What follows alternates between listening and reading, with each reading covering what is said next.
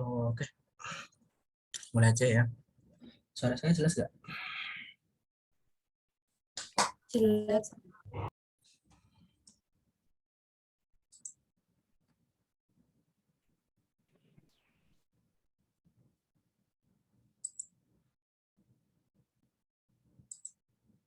Oke, kita mulai aja. Karena sudah jam 7.42. Selamat pagi. Assalamualaikum warahmatullahi wabarakatuh. Waalaikumsalam warahmatullahi wabarakatuh. Waalaikumsalam warahmatullahi wabarakatuh.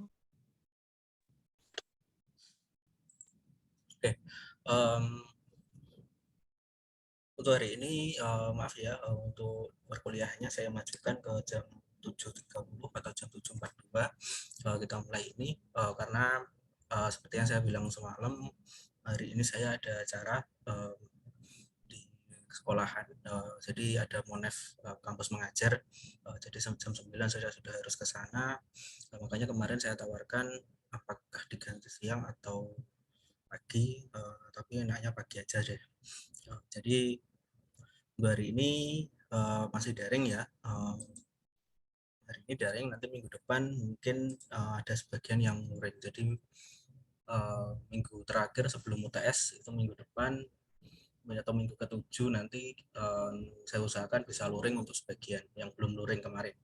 Jadi untuk hari ini masih daring. Kemudian hari ini melanjutkan materi. Kemarin kita sudah bahas tentang model, part-part dalam part of speech. Jadi semua hal yang saya bahas kemarin dari awal sampai minggu kelima kemarin itu adalah part of speech. Jadi part of speech itu adalah bagian-bagian dalam grammatical structure yang perlu kalian pahami. Itu belum semua saya masukkan ya, dalam artian ada beberapa part of speech yang tidak saya masukkan, tapi nanti terintegrasi dalam beberapa materi yang akan saya jelaskan. Oke, untuk hari ini kita akan bahas tentang subject verb agreement. Jadi intinya adalah di subject verb agreement ini bagaimana kita nanti bagaimana kalian itu bisa mengerti how to make a simple sentence, kemudian mempengaruhi bisa mengetahui gimana sih fungsi-fungsi dari kemarin yang sudah kita bahas tentang subjek, kemudian tentang verb, kemudian tentang model, kemudian tentang noun, dan seterusnya. Dan inilah kita akan bahas sejauh mana hal-hal itu bisa berkaitan langsung dalam pembuatan kalimat. Oke, untuk hari ini nggak lama ya, mungkin sampai jam 7, kalau bisa selesai 7.15, sorry 8.15, nanti kita cepat aja, kalau enggak ya sampai jam 8.30. Karena setengah 9 saya juga harus sudah berangkat dari rumah. Jadi saya usahakan bisa cepat. Nanti untuk detailnya nanti kalian bisa baca sendiri. Saya sudah kirim 2 materi. Harusnya hari ini itu 2 hal, yaitu subject verb agreement dengan conditional sentence, tapi karena waktunya juga terbatas, mungkin nanti untuk yang conditional sentence saya masukkan ke video aja, jadi kalian nanti bisa tonton sendiri, bisa lihat sendiri, kemudian bisa pelajari sendiri. Tapi untuk beberapa hal nanti akan saya jelaskan langsung. Oke, di PPT saya lupa yang saya share itu ini atau tidak tadi ya, tapi kurang lebih sama ya intinya semuanya. Oke, di PPT yang saya kirimkan di situ adalah 20 rules of subject verb agreement. Jadi secara umum there is 20 rules, ada 20 aturan, 20 hal yang perlu kalian perhatikan ketika kalian menggunakan subjek dan verb dalam membuat sebuah kalimat. Jadi dalam bahasa Inggris, kalau di bahasa Indonesia subjek verb atau subjek dan predikat itu tidak ada aturan bakunya. Tapi di bahasa Inggris itu ada 20 rules of subject verb agreement. Jadi ada 20 hal, 20 peraturan yang perlu kalian perhatikan ketika kalian nanti membuat kalimat dalam bahasa Inggris. Oke, rule yang pertama adalah subject and verb must agree in number. Jadi Berbeda dengan di konsep bahasa Indonesia ya. Di bahasa Indonesia tidak mengenal istilah jamak dan tunggal, maka di bahasa Inggris perbedaan jamak dan tunggal itu sangat berpengaruh terhadap penggunaan verb. Jadi kalau kemarin kita ngomong verb, kita ngomong noun, kita ngomong subjek, itu pasti ada yang singular, ada yang plural. Nah, subjek dan verb itu harus memperhatikan numbernya, harus memperhatikan apakah itu jamak atau tunggal. Nah, di bahasa Inggris itu biasanya saling berkebalikan. Dalam artian ketika noun-nya atau subjeknya itu tunggal, maka ada istilah ditambah s kan di belakangnya. Ya, maka di belakang verb-nya itu harus tambah s. Tetapi ketika subjeknya itu plural, ada tambahan s-nya, maka di verb-nya otomatis tidak ada tambahan s. Jadi yang namanya subject and verb kita harus memperhatikan itu. Di situ ada aturannya. Yang pertama adalah singular subject sama dengan singular verb. Jadi verb tunggal itu juga subjek yang singular, subjek tunggal itu juga harus diikuti oleh kata kerja tunggal juga. Kemudian plural subject diikuti dengan plural verb. Nah, yang membedakan adalah letak s-nya. S-nya itu saling berkebalikan satu dengan yang lain. Di situ contohnya adalah co. Co itu singular, its itu singular. Jadi co karena satu, co-nya tidak ada s-nya. Tapi its-nya karena dia harus mengikuti singular juga, maka its-nya dia harus pakai s di sini. Oke, kemudian ada ducks. Ducks itu plural, bentuk tunggalnya adalah duck tanpa s. Nah, kemudian di bagian verb-nya kebalikannya. Kalau subjeknya pakai s, otomatis verb-nya dia tidak perlu pakai s. Jadi quack, bukan quacks ya. Kalau quacks, duck-nya itu harus tanpa s. Jadi duck, quacks. Kalau enggak, ducks, quack. Jadi saling berkebalikan penggunaan s-nya. Oke, jadi intinya adalah di singular verb maka dia perlu ada tambahan s. Jadi singular subject dia tidak perlu s, tapi di singular verb dia perlu s. Di plural subject dia perlu tambahan s, tetapi di plural verb dia tidak perlu tambahan s. Jadi ya intinya dihafalkan itu aja. Kalau kalian bisa menghafalkan kebalikan dari dua hal itu, maka pasti nggak akan kesulitan untuk memahami yang ini. Oke, di situ ada contoh, ada hint-nya, ada petunjuknya.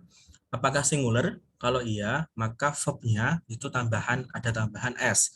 Apakah tidak singular atau plural? Maka jika jawabannya tidak, maka ada s-nya itu tidak perlu ditambahkan di verb. Jadi kalau singular subjeknya itu singular, maka verb-nya harus ada s. Tetapi kalau subjeknya itu plural, maka s-nya tidak perlu ditambah di verb-nya. Next, kita masuk ke yang poin kedua. Don't get confused by the words that come between the subject and verb. Jadi jangan terkecoh dengan kalimat yang terletak di antara subjek dan verb. Contohnya di sini adalah who was called the case. Jadi di sini saya punya dua kalimat ya. Ada the detective who was called the case is usually very good.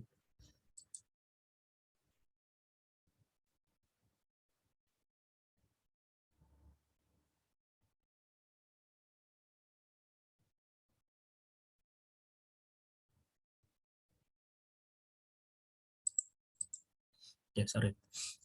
The detective who was called to the case is usually very good. Padahal kalimatnya sebenarnya cuma the detective is usually very good. Jadi kalimatnya sebenarnya cuma sesimpel itu. Nah, tambahan who was called the case ini adalah satu kalimat sendiri. Ya, ini namanya komplimennya. Jadi who was called the case ini menjelaskan detektifnya. Jadi detektif, yang dipanggil untuk menangani kasus adalah sangat baik. Jadi the detective is usually very good itu sebenarnya sudah benar. Cuma who was called the case ini hanya tambahan. Nah, di sini di dalam subject verb agreement kalian nggak perlu memikirkan yang who was called the case, ini nggak akan berpengaruh ke apapun. Yang perlu kalian perhatikan adalah the detective dan is. Jadi kalau detektifnya itu cuma satu, the detective tanpa s, maka verbnya dia pakainya is. Tetapi kalau dia pakainya the detectives, ada s-nya di belakang ini, maka dia pakainya are. Jadi who was called the case, kalian nggak perlu perhatikan, ini cuma tambahan aja. Oke, next rule number 3.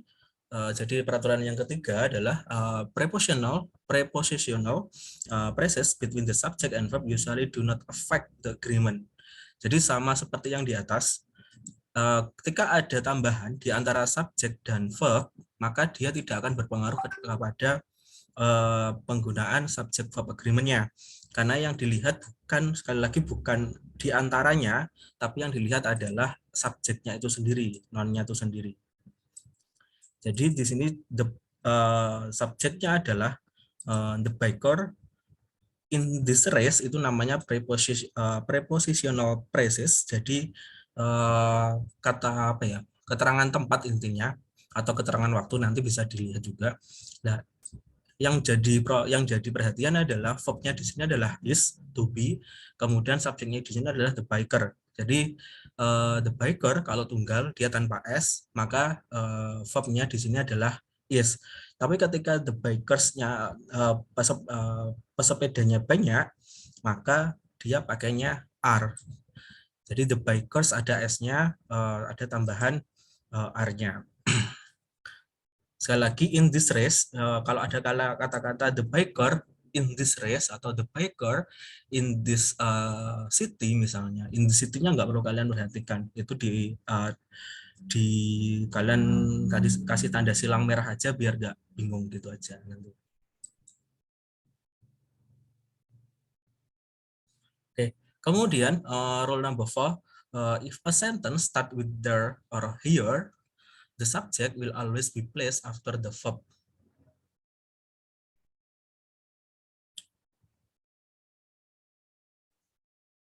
Oke, jadi kalau ada kata-kata atau kalimat yang dimulai dengan kata there atau here, di sana atau di sini misalnya, the subject will always be placed after the verb. Jadi subjeknya itu terletak setelah verbnya. Jadi contohnya di sini adalah there is a meeting today. There ini adalah kata-kata yang di atas tadi, there atau here. Kemudian is ini adalah verbnya. Nah, subjeknya ini dibalik. Subjeknya biasanya di depan, ini subjeknya dibalik di belakang verbnya. Case-nya cuma case ini ya. Jadi jika ada kata there atau here, maka subjeknya terletak di belakang verb. Tapi kalau yang lain beda lagi, hanya untuk kasus ini. Jadi jangan digeneralisasi untuk semuanya, enggak, tapi khusus untuk yang ini aja. Kemudian contoh yang kedua adalah here are the result from this past month.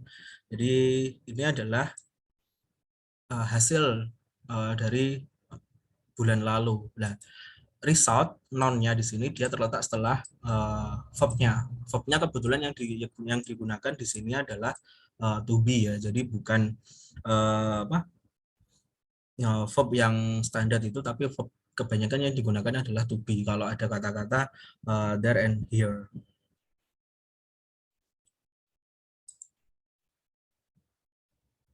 Oke, kemudian number 5, we talk about the question form. Subject can come after the verb in a question. Jadi sama seperti di atas, kalau di atas kasusnya adalah positive sentence dalam bentuk kalimat positif, tapi menggunakan there and here, otomatis subjeknya terletak setelah verb, maka di question form, di bentuk-bentuk pertanyaan, maka posisinya juga sama. Subjek itu terletak setelah verb-nya. Pertanyaan yang pertama, does Betty always play a dolls? Di sini ada dua verb ya, tapi karena ini pertanyaan yes or no, otomatis verb yang digunakan yang di depannya ini. yang di belakang itu adalah verb tambahannya. Tapi kalau nanti diubah menjadi kalimat kalimat biasa, kalimat positif, maka beda lagi menjadi Betty always plays with dolls. Jadi seperti itu. Tapi karena ini pertanyaan yes no question, karena nggak mungkin kita ngomong play Betty always with dolls, itu salah. Secara gramatikal salah. Karena play itu tidak bisa digunakan untuk kalimat tanya, maka kita pakainya do. Tapi karena di situ ada Betty, otomatis do-nya harus pakai S, jadi menjadi does.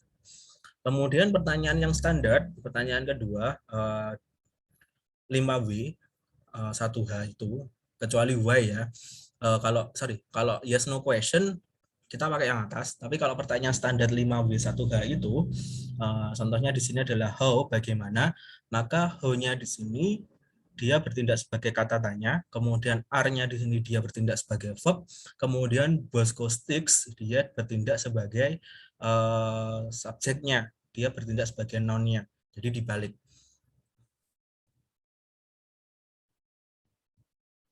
Jadi how are the Bosco Sticks today? Itu pertanyaannya, tapi kalau dibuat kalimat nanti bisa menjadi the Bosco Sticks are good today, misalnya seperti itu. Jadi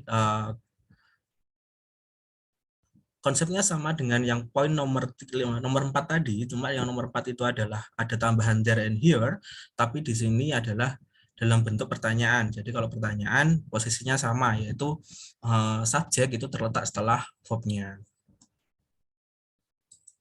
Oke, kemudian point number 6, if two subject are joined by and, they typically require a plural verb. Jadi kalau ada tambahan and, apapun itu, maka otomatis biasanya adalah verb-nya digunakan adalah plural, yang digunakan adalah jamak. Jadi the puppy and the lady are friends. Meskipun papinya satu, kemudian lady-nya juga satu, tetapi karena dia n, 1 tambah 1 kan otomatis 2. 2 dalam ini kan berarti jamak ya. Maka yang digunakan otomatis adalah are-nya, bukan is.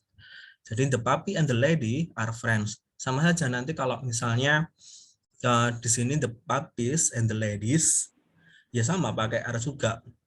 Yang 1 tambah 1 aja jadinya jamak, apalagi yang jamak dua-duanya jamak otomatis semakin banyak. Konsepnya seperti itu. Oke, kemudian next nomor 7. If two subjects are separated by and refer to the same things, the verb is singular. Oke, ini gimana konsepnya? The two subjects are separated by and after the two refer to the same things, the verb is singular. Jadi jika ada dua subjek yang dipisahkan dengan and, tetapi mengarahkan pada hal yang sama, maka verb yang digunakan adalah singular. Jadi yang atas itu berbeda.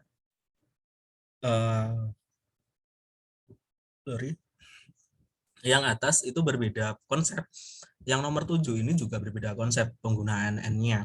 Jadi kalau yang atas itu two different things, tetapi yang di bawah ini adalah two same things.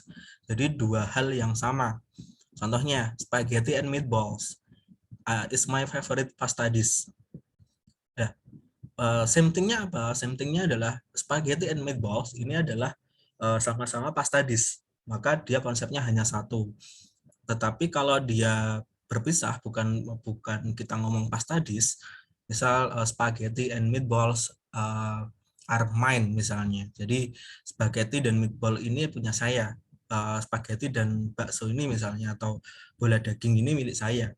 Yaitu pakainya are. Tetapi karena ini dia merujuk pada satu hal, yaitu my favorite pasta dish, maka spaghetti and meatballs ini dia konsepnya satu. Jadi meskipun ada kata and, separated by and, dia tetap refer to the same thing, yaitu pasta dish, maka verb yang digunakan adalah singular, bukan lagi plural. Tetapi kalau dia jatuhnya berbeda, two different things, maka dia pakainya verbnya adalah plural. Okay, next, number 8. We talk about the if about subject are singular and connected by or, nor, neither, nor, either, garis miring or, kemudian not only but also, the verb is singular.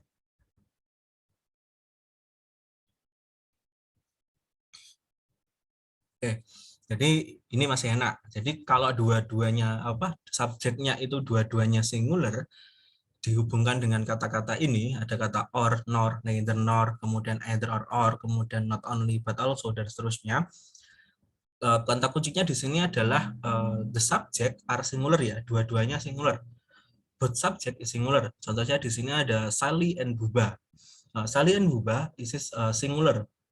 Jadi Salinya sendiri, Buba sendiri, dua orang yang berbeda.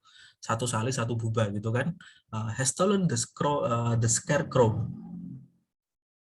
Jadi the verb itu mengikuti, karena dua-duanya singular, otomatis verbnya juga singular. Jadi tidak ada yang namanya meski dua-duanya tunggal misalnya. Kemudian ada kata or, kemudian kalian pakainya plural verb, itu nggak boleh. Karena or di sini berbeda dengan n ya.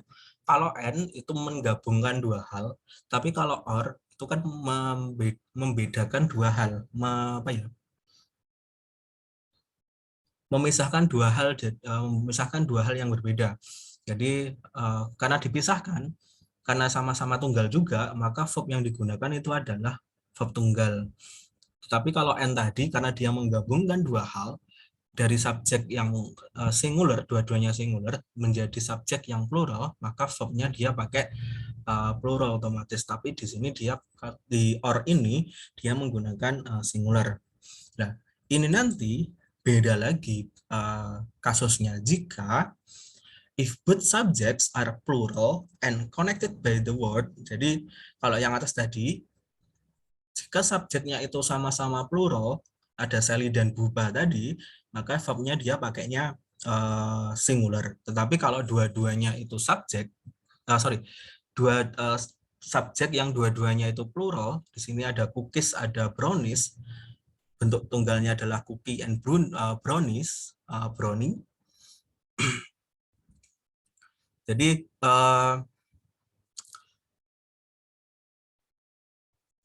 jika dua-duanya ini jamak, cookiesnya itu jamak, kemudian browniesnya itu jamak, plural semua, maka verb yang digunakan adalah plural, karena subjeknya otomatis juga akan subjeknya plural, otomatis verbnya itu juga harus mengikuti plural. Nggak boleh nggak boleh disamakan dengan yang atas, karena yang atas itu adalah subjeknya sama-sama singular, otomatis verbnya nanti juga pakai singular.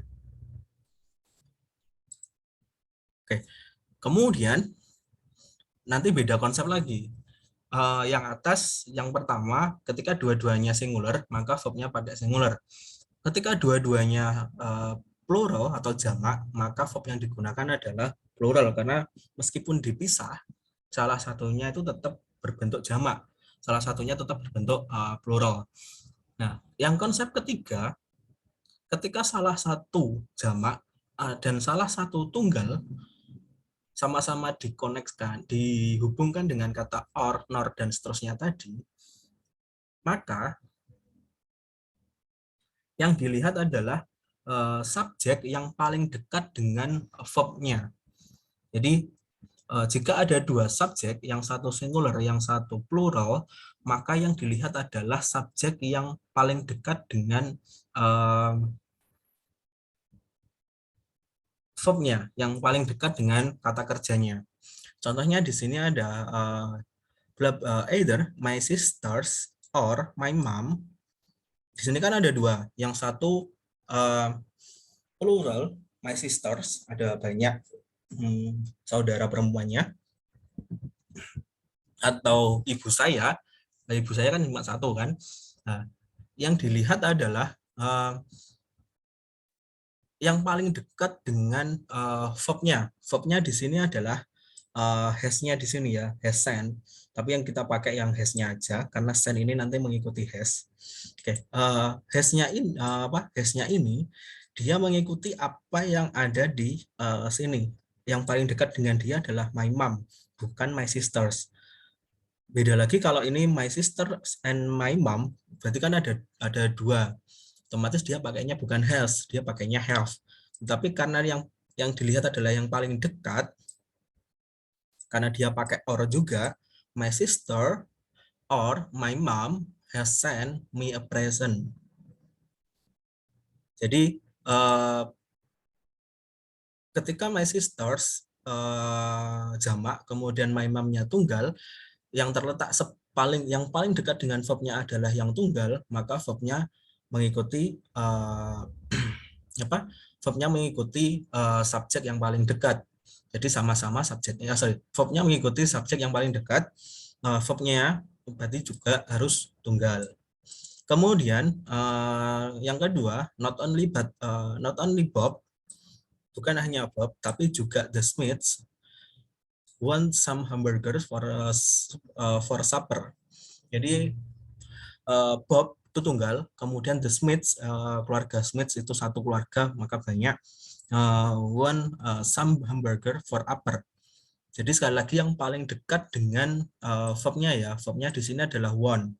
Jadi the Smiths karena ini sudah jamak, want-nya bukan lagi wants, bukan lagi tambah s, tetapi want-nya want biasa. Karena kalau ini wants, bukan want, yang wants dengan s, maka rujukannya adalah Bob, bukan the Smiths. Karena the Smiths ini yang paling dekat dengan verb, maka verb-nya harus mengikuti subjeknya. Karena subjeknya plural, maka verb-nya juga harus plural. Verb plural itu kebalikan dari subjek plural. Kalau subjek plural itu harus ada s-nya, tetapi kalau verb plural itu tidak perlu ada s-nya.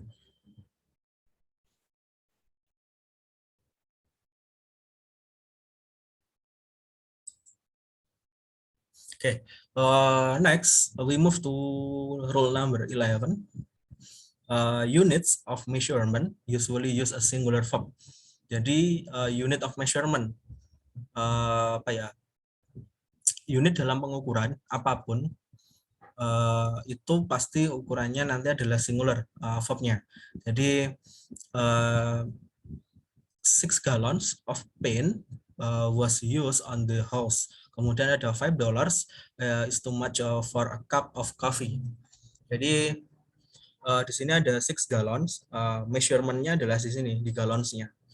Jadi meskipun gallons-nya di sini adalah plural ya, jadi gallons di sini plural, kemudian measurement contohnya dollars-nya juga plural, banyak, tetapi verb-nya yang digunakan adalah tetap, yaitu verb-nya singular. Jadi was dan is, bukan 6 gallons of paint were used on the house. Kalau were used, jatuhnya nanti berarti jamak. Padahal aturannya adalah ketika unit of measurement, maka adanya adalah singular verb. $5, kemudian 2 cup of coffee, kemudian 2 spoons of sugar misalnya, dia pakainya tetap singular. Jadi berbeda halnya kalau cuma 6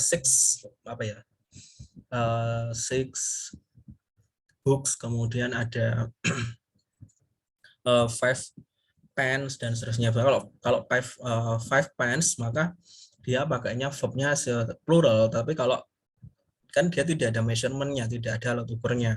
Tapi kalau 6 gallons, kemudian $5 dan seterusnya, karena dia ada ukurannya, maka dia pakainya singular verb.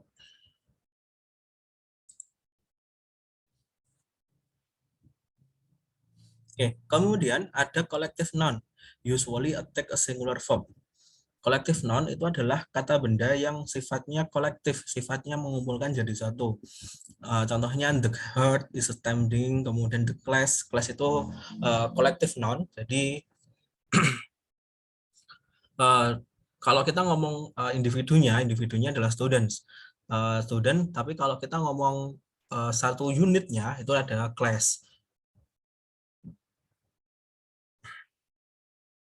Kemudian ada unit-unit yang lain seperti nanti ada grup, kemudian tim dan seterusnya. Maka yang dipakai bukan plural verb, tapi yang dipakai adalah singular verb. Jadi The heart is standing, kemudian the class was ready for the test. Karena class, maka dia class itu salah satu kolektif, maka dia pakainya nanti singular. Jadi ini perlu diperhatikan ya.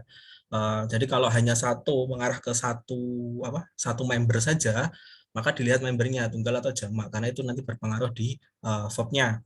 Tetapi kalau dia kolektif, satu kesatuan, ketika saya ngomong di sini ya, ketika saya ngomong satu orang, maka saya pakainya singular atau verb, tergantung saya berapa ngomong mahasiswanya. Tapi ketika saya ngomong class, one class, the class, maka yang saya panggil adalah satu kesatuan. Nah, itulah yang dinamakan collective noun. Nah, itu nanti verb-nya otomatis dia pakainya singular. Sama ketika saya manggil satu tim, maka yang saya panggil kan berarti semua anggota timnya kan, karena yang saya panggil adalah timnya. Nah, ketika saya ngomong the team is presenting, bukan the team the team are presenting. Karena yang saya ambil adalah satu tim keseluruhannya.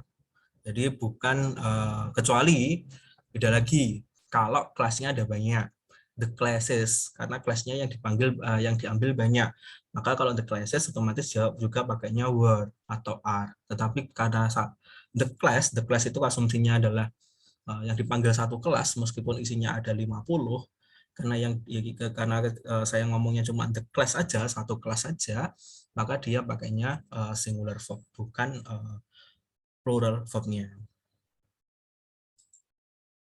Oke, kemudian titles of books, movies, novel, etc. Are treated as a singular. Jadi semua judul, baik itu buku, movie, novel, komik, mau nama merek apapun, kalau ada bahasa-bahasa pluralnya, tapi dalam prakteknya penggunaannya itu harus tetap bermacu pada singular verb. Jadi setelah titles itu pakainya pasti singular verb, nggak mungkin pakai plural verb. Contohnya di situ ada Holes was one of my favorite books.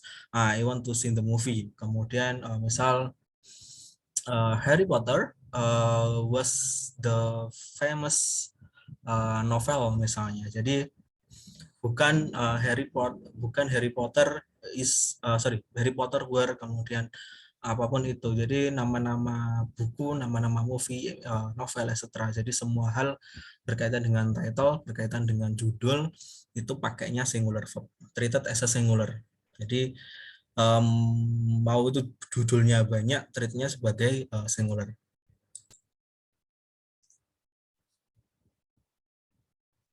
Oke, kemudian to infinitive separated by n take a plural.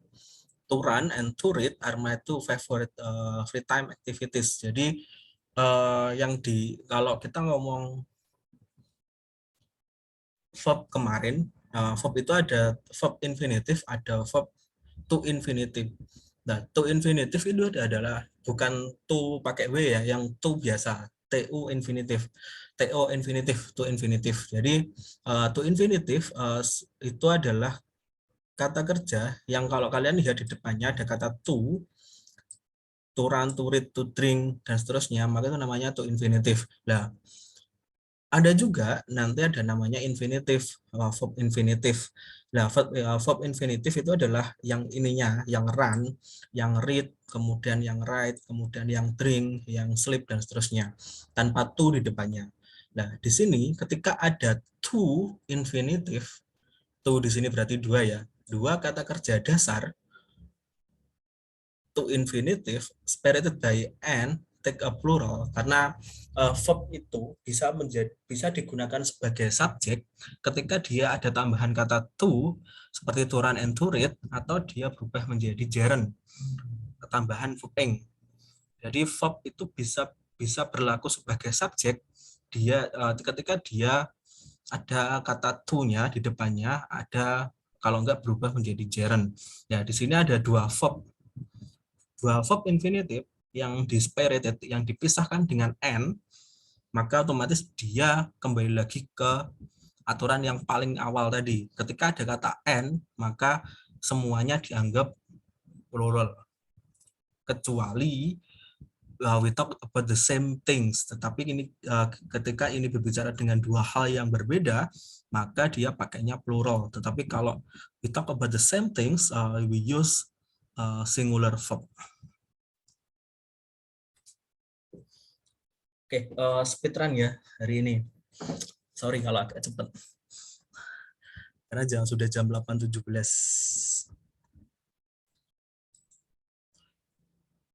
Oke. Next, rule number 15, we talk about the gerunds. Alone, take a singular verb. Gerund link by and take a plural verb. Jadi gerund ketika dia sendiri, dancing misalnya di situ, maka dia pakainya singular verb. Tetapi ketika dua gerund, ini konsepnya sama seperti yang rule nomor 14 tadi ya.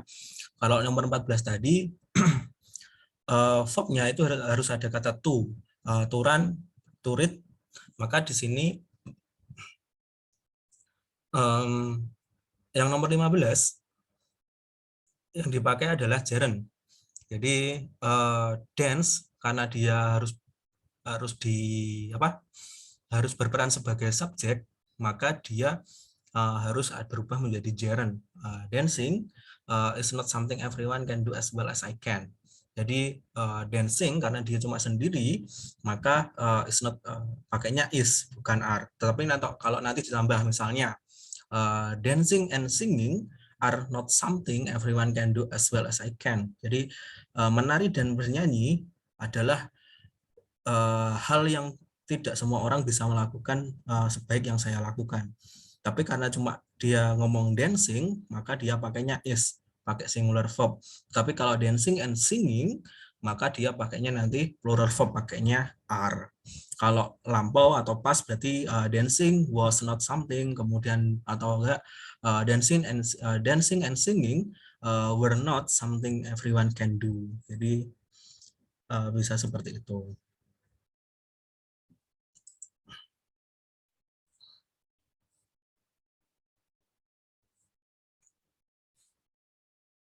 Oke, kemudian if the words each, every, kemudian no, come before the subject, the verb is a singular. Jadi kata-kata each, everyone, or no one misalnya, atau no paper, kemudian each boy, kemudian each girl, each man, everyone, kemudian every team, every class, dan seterusnya. Ketika dia datang, ketika dia terletak sebelum subjek, jadi terletaknya di depan subjek, maka the verb is singular. Jadi verb yang digunakan adalah singular. Jadi each boy and the girl has take the test. Tapi kalau hanya boy and girl ya, hanya boy and girl, maka dia pakainya have to take the test, pakainya plural. Tetapi karena di depan boy and girl-nya ini ya tadi ada each-nya, maka dia pakainya singular verb. Contoh kedua, dia ada every frog and toad turns into prince. Kalau cuma frog and toad, maka bukan turns, tapi turn aja, s-nya dihilangkan karena dia jamak kan. Tapi karena frog and toad-nya ini ada dua, kemudian di depannya ada kata every, maka otomatis verb yang digunakan adalah verb singular, bukan verb pluralnya tadi. Kemudian no paper and pen is required, but an apple will be nice. Jadi no paper and pen is required, tetapi ketika no-nya dihilangkan, paper and pen are required karena dua-duanya saling karena dua-duanya jamak nanti kalau digabungkan. Tapi karena no paper and pen, kalau dipisah jadi gini, no paper and no pen, jadi tidak ada kertas dan pensil yang dibutuhkan. Kenapa no-nya yang pen dihilangkan? Karena no-nya pakai satu aja nggak apa-apa. Kalau dua-duanya pakai no paper and no pen, ya itu namanya pemborosan kata. Konsepnya sama seperti di bahasa Indonesia. Jadi kalau memang dia menjelaskan hal yang sama, lebih baik menggunakan satu kata saja.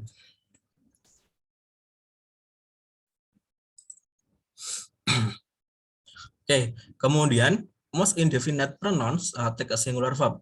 Point number 17. Jadi banyak indefinite pronouns take a singular verb. Jadi definite pronouns itu ada banyak, ada someone, somebody, something, dan seterusnya. Dia nanti semuanya everyone, everybody, everything, kemudian little ones, dan seterusnya, maka semuanya pakainya singular verb. Jadi kalau ketemu depannya seperti ini, otomatis nanti pakainya singular verb, bukan plural verb. Contohnya everybody is happy, kemudian no one has a dream, kemudian nothing was going to help, dan seterusnya ya.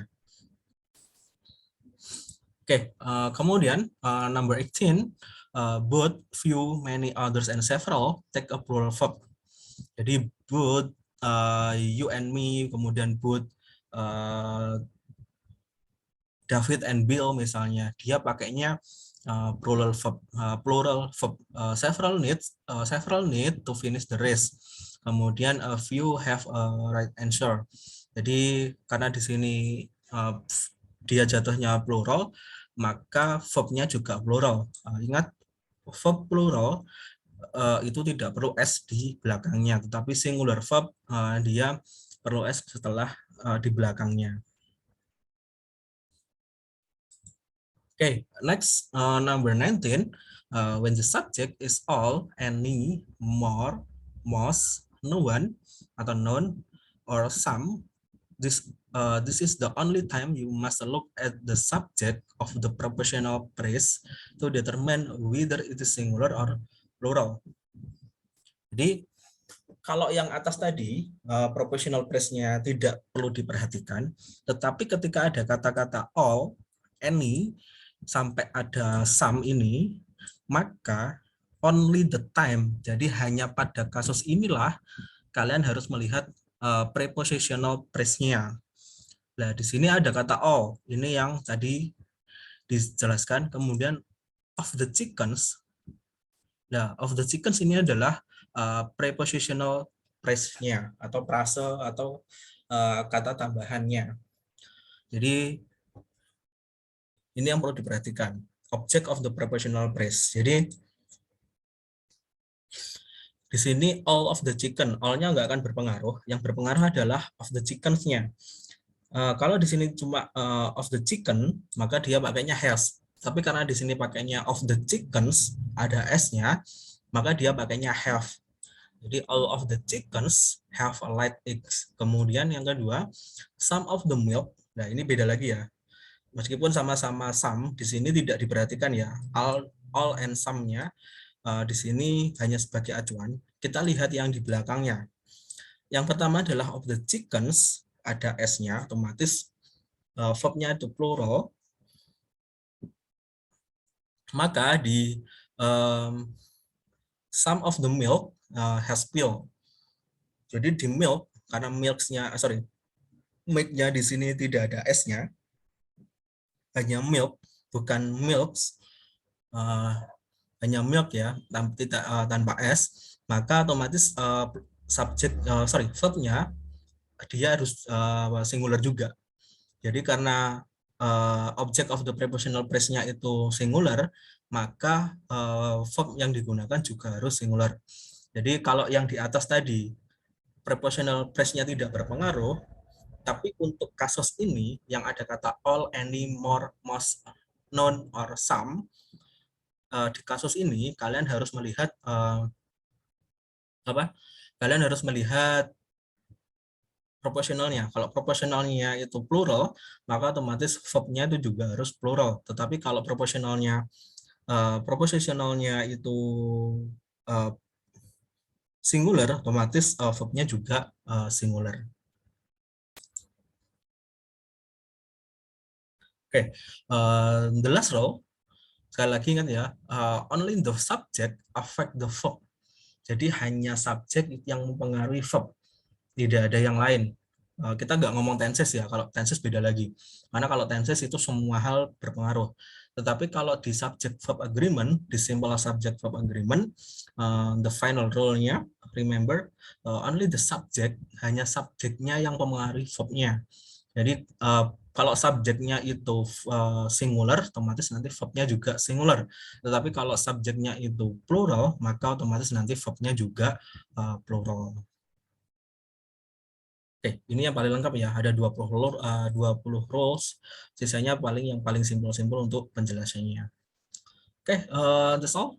Ada pertanyaan nggak?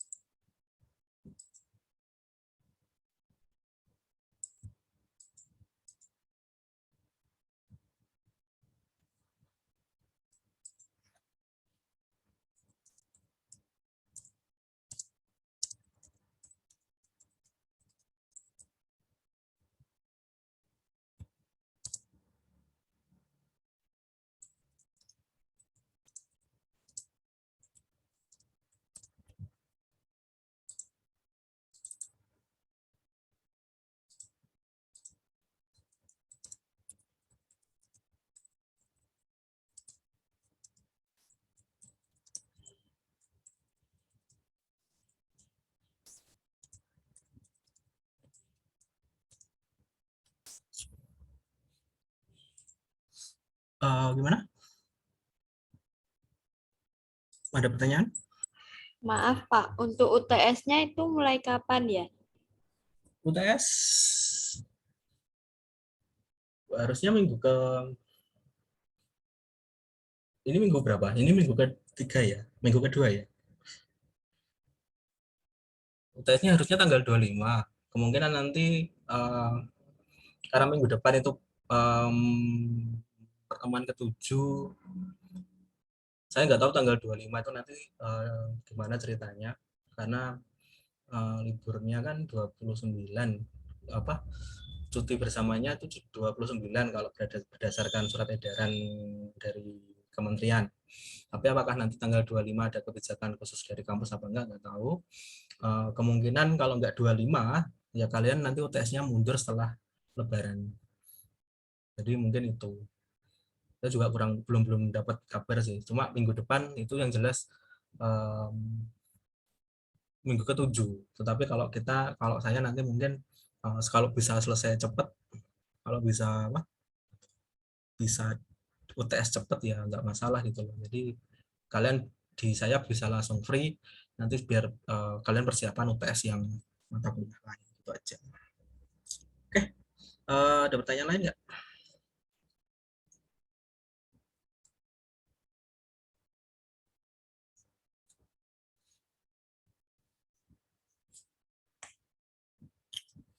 Ada? Kalau nggak ada, Belum Pak. oke. Kalau nggak ada, that's all for today. Minggu ini nggak ada tugas, jadi tugasnya kemarin aja. Minggu ini nggak ada tugas, mungkin minggu depan lagi baru saya kasih tugas. Tapi untuk minggu ini free tugas dulu. Lagi mohon maaf ya, untuk hari ini kita kuliah agak pagi.